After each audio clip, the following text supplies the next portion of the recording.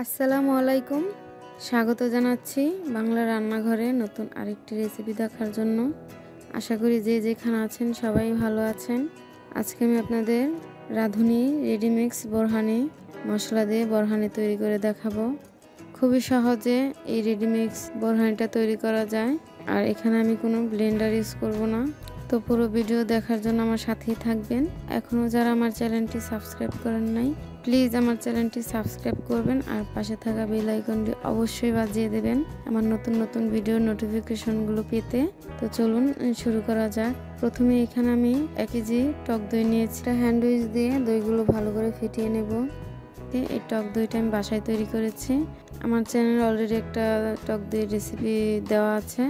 আপনাদের সুবিধার জন্য আমি ডেসক্রিপশন বক্সে লিঙ্কটা দিয়ে দেব, আর না হলে ভিডিও শেষে স্ক্রিনে আপনারা টক দই রেসিপির ভিডিওটা পেয়ে যাবেন। এই তো ফেটানো হয়ে গেছে। এখন আমি একটা বাটিতে বোরহানি মিক্স সবটুকু ঢেলে নিচ্ছি।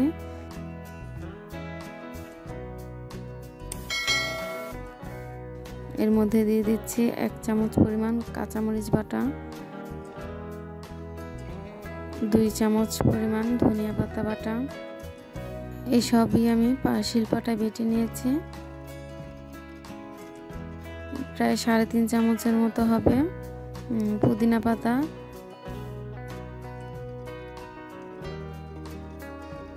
দিয়ে এখন এখানে 1/2 কাপ পরিমাণ পানি দিয়ে আমি এটা ভালো করে মিশিয়ে নিচ্ছি।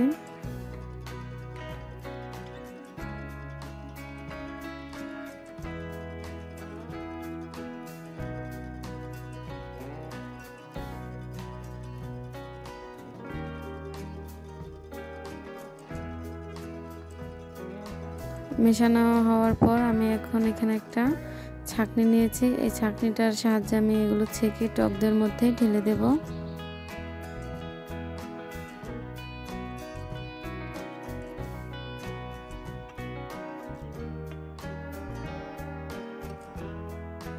এই তো ঢেলে নিয়েছি। এখন এটা আমি আবারও হ্যান্ড উইক্সের সাহায্যে ভালো করে মিক্স করে দেব।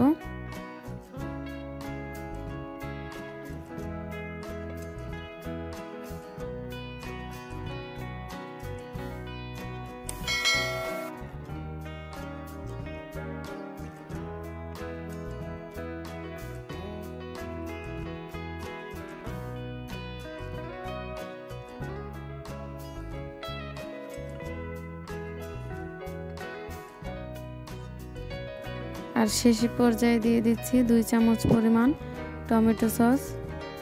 এখন এটা ভালো করে নেড়ে মিশিয়ে নেব। এই তো হয়ে গেছে। এখন আমি 2টা গ্লাসে বোরহানি সার্ভ করে নেব।